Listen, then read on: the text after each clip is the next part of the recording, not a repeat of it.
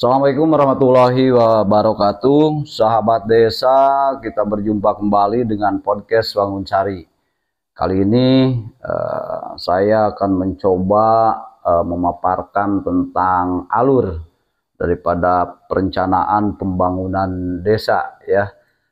Sebagaimana video yang sudah kami tayangkan kemarin, kami berjanji bahwa akan melaksanakan atau mengurai, menyampaikan bagaimana alur daripada perencanaan pembangunan desa sehingga pemerintah desa bisa melaksanakan kegiatan atau merealisasikan kegiatan yang bersumber dari anggaran pendapatan belanja desa. Sahabat desa, kemarin kita bahas bahwa ketika kepala desa terpilih itu membuat rencana pembangunan jangka menengah desa atau RPJMDes ya untuk 6 tahun ke depan, yang mana isinya adalah usulan-usulan kebutuhan masyarakat desa untuk 6 tahun ke depan, bagaimana potensi desa, permasalahan desa yang tentunya sesuai dari visi misi atau janji-janji yang diucapkan oleh kepala desa ketika menjadi calon, dan tentu perlu diurai di dalam rencana pembangunan jangka menengah desa untuk 6 tahun ke depan. Bagaimana kepala desa terpilih membentuk tim untuk menyusun kebutuhan-kebutuhan yang ada di desa di dalam 6 tahun ke depan. Nah, kemudian setelah tim penyusun membuat RPJM, maka kewajiban daripada Badan Permusyawaratan Desa itu membuat peraturan desa tentang rencana pembangunan jangka menengah desa. Jadi setelah menjadi RPJM yang disusun oleh tim penyusun, maka ditetapkan RPJM tersebut oleh peraturan desa yang dibuat oleh BPD itu sendiri dan disahkan oleh kepala desa, kemudian diundangkan oleh sekretaris desa. Sahabat desa, setelah menyusun RPJM, tentunya pemerintah desa kembali membuat rencana kerja pemerintah desa. Namun dalam hal ini alurnya seperti apa sih? Masih ada yang belum tahu tentunya di wilayah kerja kami. Nah, di dalam penyusunan RKP ini atau yang disebut rencana kerja pemerintah desa untuk 1 tahun ke depan, itu seperti biasa kepala desa membuat tim penyusun ya. Setelah membuat tim penyusun, maka BPD itu mengadakan musyawarah desa atau musdes ya, untuk menampung semua usulan di wilayah kerja pemerintah desa Wangun Sari atau di setiap kedusunan, ke-RW-an, ke-RT-an itu ditampung atau dilaksanakan oleh BPD musyawarah desanya ya, yang mana di situ terjadi usulan-usulan, banyak sekali usulan-usulan dari warga masyarakat yang diwakili oleh para ketua RT, RW, kepala dusun, tokoh agama, tokoh masyarakat, kaum difabel, kemudian kelompok perempuan, kelompok margina, itu semua berkumpul di situ untuk menyampaikan kebutuhan-kebutuhan yang ada di wilayah masing-masing tentunya sahabat desa. Nah, setelah BPD itu melaksanakan musdes, biasanya BPD melaksanakan musdes itu di bulan Juni ya, itu Juni Juli lah. Nah, itu hak daripada Badan Pemusyawaratan Desa bagaimana mereka mengadakan musyawarah desa untuk menampung semua aspirasi dari pelosok desa itu sendiri berdasarkan kebutuhannya tentunya. Nah, kemudian tim penyusun yang sudah dibentuk tadi, yang sudah diberikan SK oleh kepala desa, menyusun biasanya di bulan September bagaimana mereka menginput data yang sudah diberikan oleh BPD hasil daripada musyawarah desa yang dilaksanakan bulan Juni. Nah, maka tim penyusun itu bekerja di bulan September biasanya. Dan kemudian bagaimana tim penyusun menginput seluruh aspirasi masyarakat desa untuk dibawa di dalam Musrembangdes atau Musyawarah Rencana Pembangunan Desa yang biasanya dilaksanakan di bulan November, sahabat desa ya. Siapa yang berwenang untuk mengadakan Musrembangdes, penetapan RKP tentunya untuk tahun anggaran berikutnya? Yang berwenang di sini adalah pemerintah desa tentunya, bagaimana pemerintah desa mengadakan Musrembangdes tentang penetapan rencana kerja pemerintah desa ke depan. Nah, sahabat desa, setelah RKP tadi tersusun, kemudian menginjak ke bulan November. Nah, di bulan November tentunya ada musyawarah rencana pembangunan desa.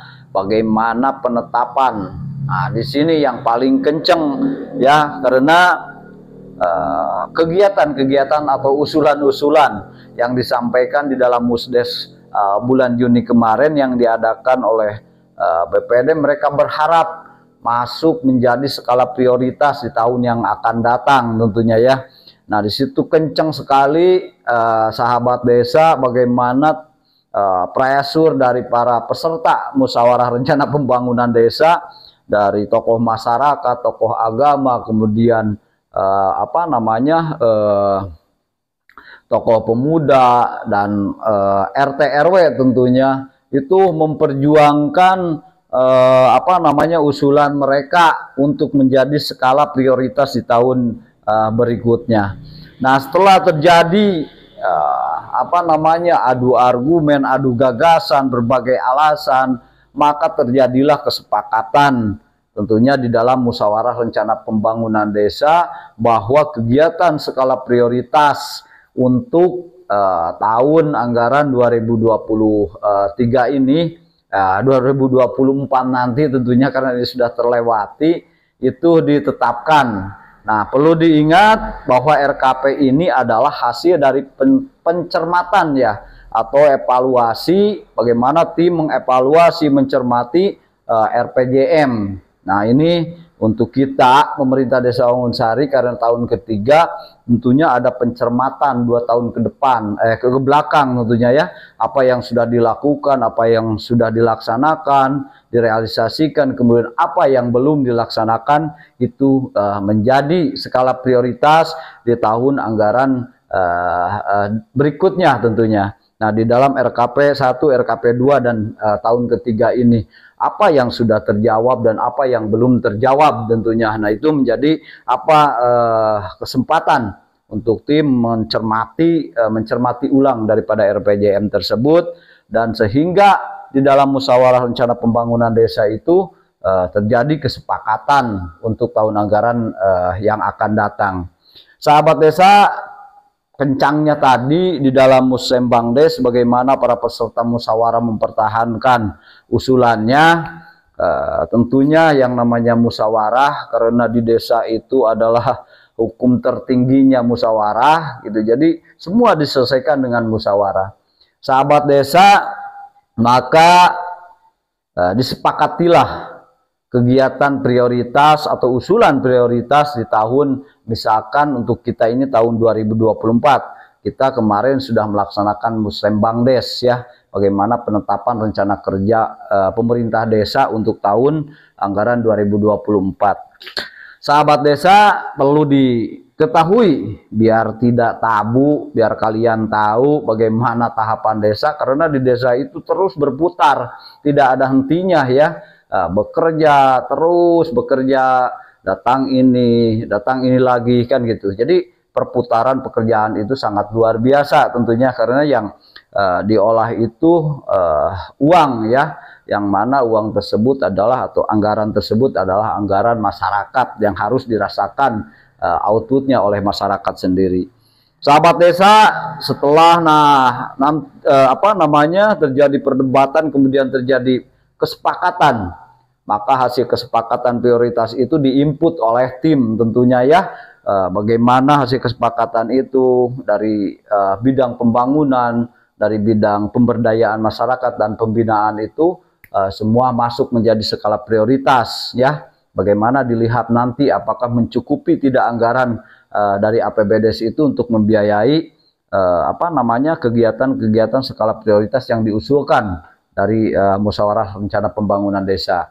Nah, kemudian tidak terlepas karena keputusan-keputusan itu ada di kepala desa dan BPD, bagaimana beliau-beliau itu menjaga sinergitas, ya tentunya tidak bisa lepas antara pemerintah desa atau yang disebut eksekutifnya desa, dan kemudian ada lembaga desa atau yang disebut DPR-nya desa, yaitu BPD, terus-menerus bersinergi untuk membangun desa ke depan tentunya.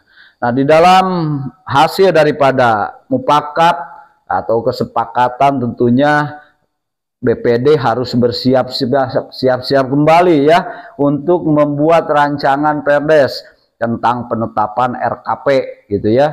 Bagaimana BPD bermusyawarah kembali, kemudian menyusun rancangan untuk menetapkan kegiatan, tentunya rencana pembangunan desa, rencana kerja pemerintah desa untuk 1 tahun ke depan, yang mana tadi hasil daripada Musembangdes.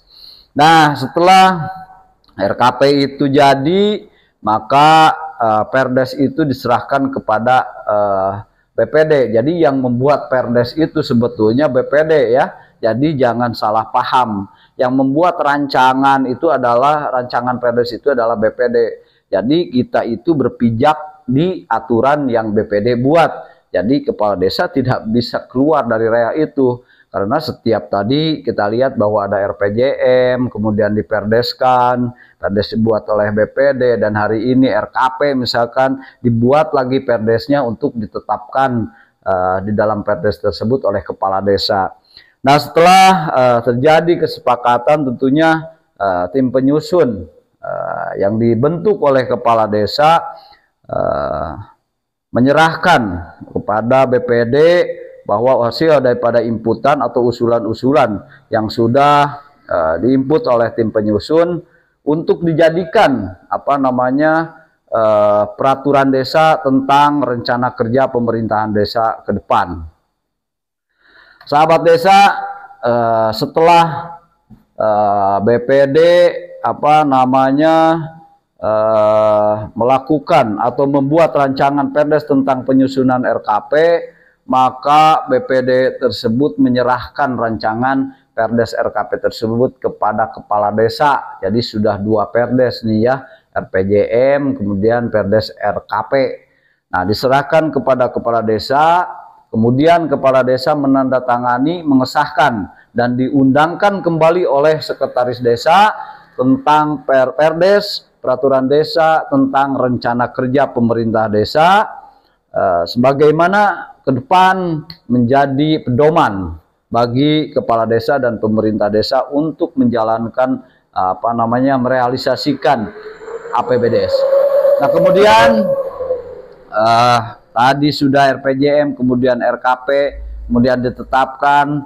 Nah, kembali biasanya operator desa atau biasanya sekdes itu mengerjakan atau menginput kegiatan-kegiatan hasil daripada RKP yang sudah ditetapkan oleh Perdes itu dimasukkan ke dalam APBDes. Nah, itu ada sistem keuangan desa itu masuk ke sana ya. Bagaimana kegiatan-kegiatan tersebut dari 5 bidang, yaitu bidang penyelenggaraan pemerintah desa, kemudian bidang pembangunan desa, bidang pembinaan masyarakat desa, kemudian bidang pemberdayaan masyarakat, dan bidang bencana. Nah, itu semua masuk di dalam anggaran pendapatan dan belanja desa tentunya ya.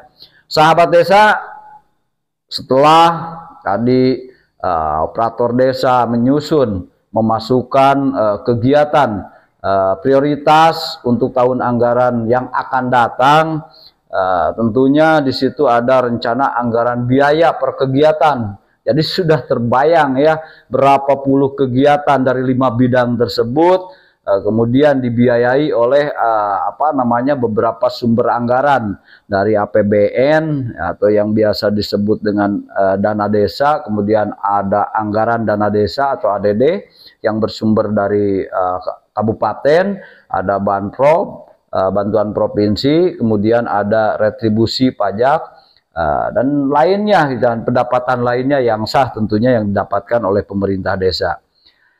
Sahabat desa, panjangnya cerita maka sekretaris desa atau operator desa menginput, memasukkan angka dan kegiatan belanja desa yang disebut anggaran pendapatan belanja desa tahun yang akan datang. Nah, di mana angka tersebut biasanya itu adalah yang disebut APBDes murni. Bagaimana angka atau pendapatan transfernya itu baik DD ADD itu menggunakan pagu anggaran sebelumnya. Jadi yang sudah dilaksanakan atau tahun berjalan lah gitu kira-kira. Jadi anggaran tersebut digunakan untuk APBDes murni ya di dalam penyusunan untuk tahun anggaran berikutnya. Nah, di dalam penyusunan tersebut tentunya setelah operator atau sekretaris desa memasukkan APBDes murni, kemudian kembali lagi BPD membuat rancangan ya. Jadi ini sudah ketiga kali BPD untuk membuat rancangan APBDes. Jadi angka 5 bidang tadi kegiatannya di situ ada berapa puluh dimasukkan di dalam rancangan peraturan desa tentang APBDes ya.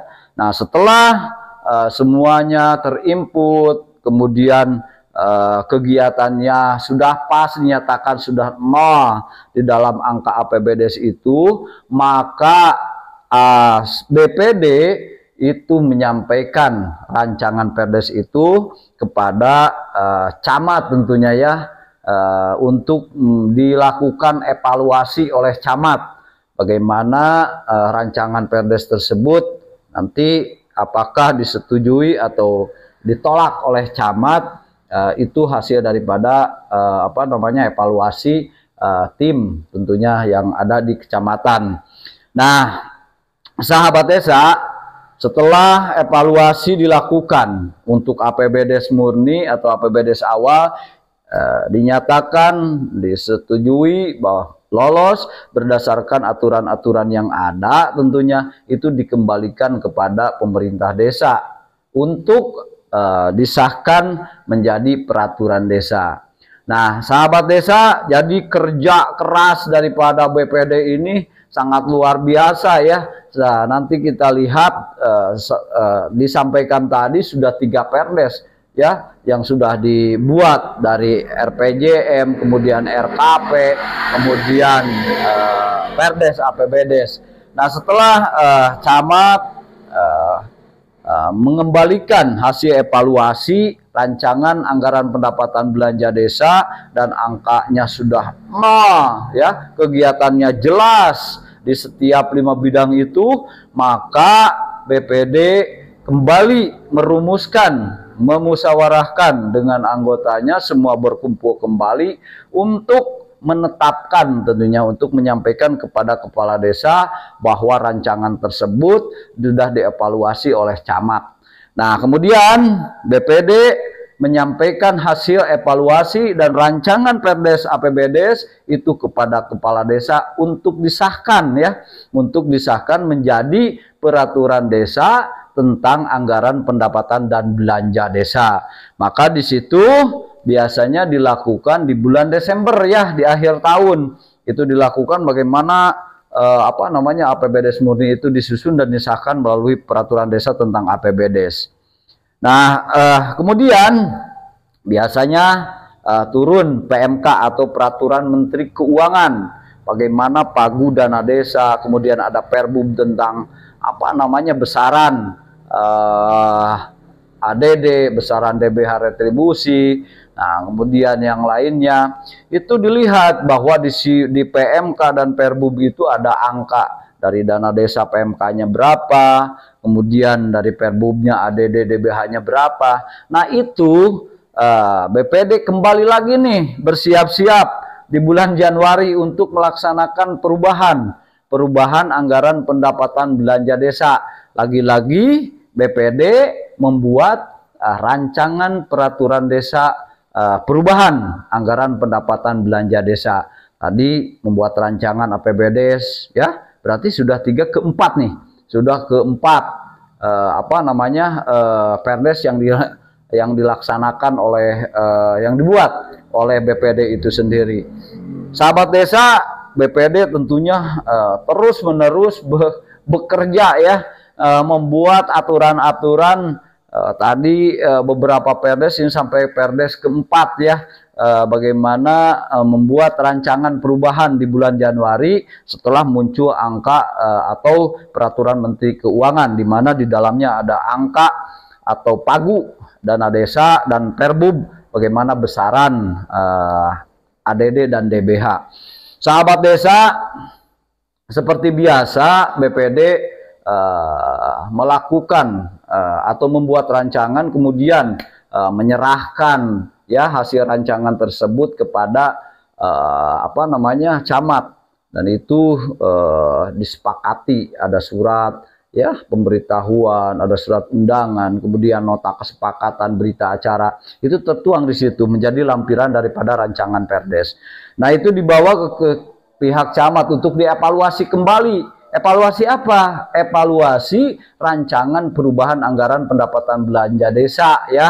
Nah, setelah dievaluasi oleh camat, kemudian hasil daripada evaluasi tersebut dinyatakan lulus, dinyatakan ini disetujui dan benar adanya kegiatannya, tidak keluar daripada anggaran pendapatan belanja desa, tidak keluar daripada regulasi, kemudian angkanya sudah nol, itu dikembalikan kembali kepada pemerintah desa untuk disahkan. Nah setelah kembali tentunya ini jangan hati-hati ya, jadi BPD harus membuat lagi, harus musyawarah lagi.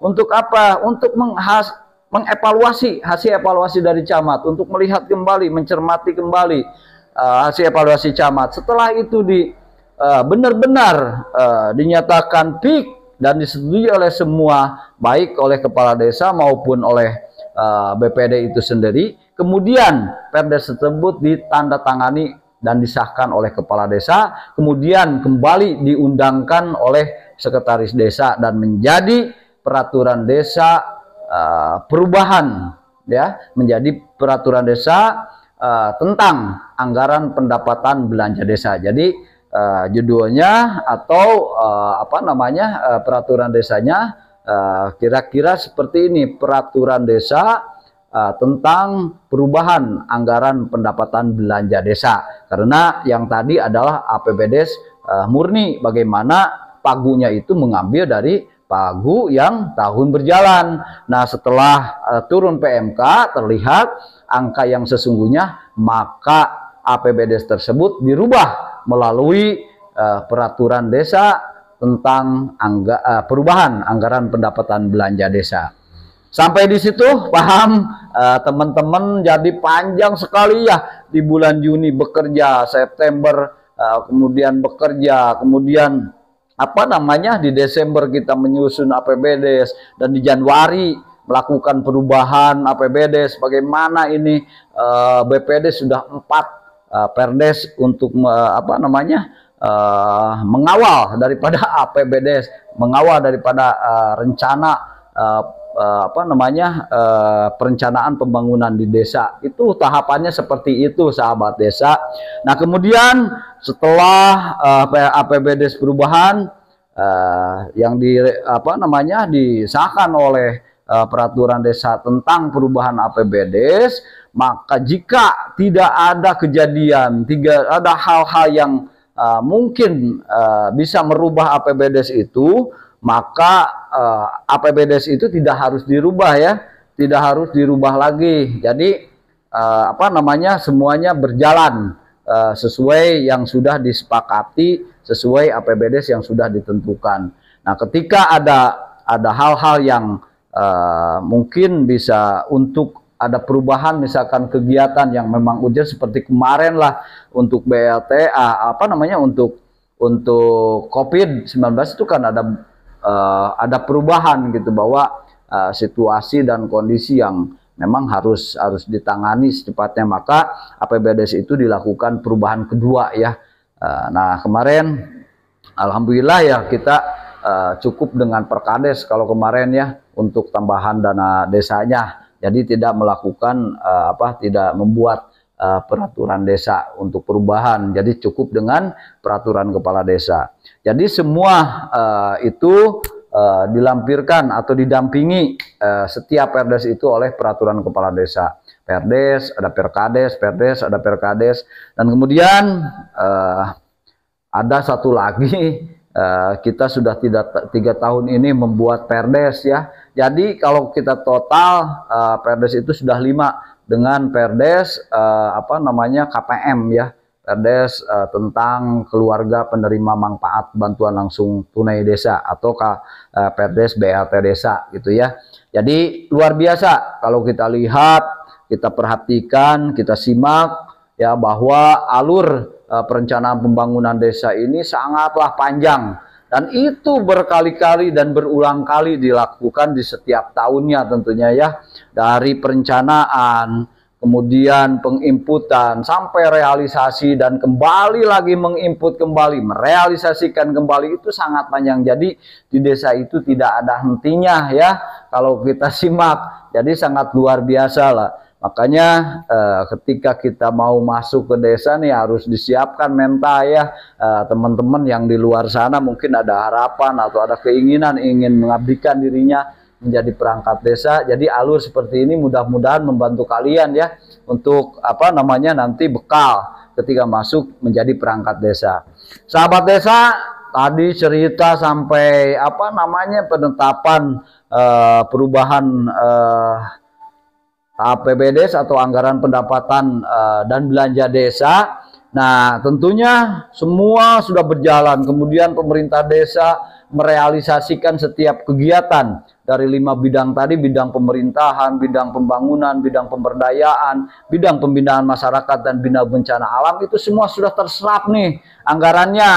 Nah itu habislah, kira-kira habis di bulan Desember. Maka kembali BPD membuat rancangan kembali bagaimana merancang Perdes untuk pertanggungjawaban nih. BPD harus siap-siap dalam waktu dekat ya, bagaimana nanti membuat peraturan desa untuk pertanggungjawaban, tentang pertanggungjawaban, yang mana isi daripada atau jenis pertanggungjawaban tersebut salah satunya adalah LPPD atau laporan pertanggungjawaban pemerintah desa.